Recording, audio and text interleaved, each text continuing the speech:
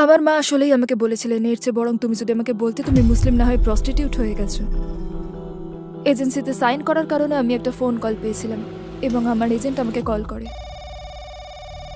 উনি ফোনে চেঁচিয়ে আমাকে বলেছিলেন, কি করে পারলে তুমি তোমার ক্যারিয়ার নষ্ট করতে, করছোটা কি তুমি? এটা একটা বিশ্বভ্রমণ ছিল, ওরাই দিয়ে দিত হোটেলের ভাড়া আর বিমানের ভাড়া।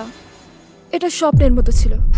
আপনার মা ইহুদি হলেই কেবল আপনি ইহুদি হতে পারেন। আমি কাউকে বলিনি যে আমরা ইহুদি। ব্যাপারটা ছিল প্রায়, আমি প্রচন্ড লজ্জাবোধ করতাম, কেন আমি জানি না।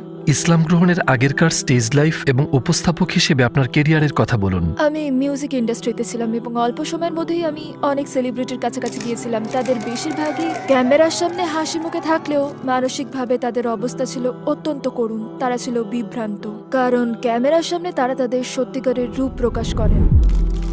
হে আল্লাহ, ইসলাম যদি সত্যি হয়ে থাকে তুমি আমাকে পথ দেখাও। আর আমি নিজেকে বললাম আমি আর পারছি না, কালই আমি মারা যেতে পারি, আমাকে মুসলিম হতে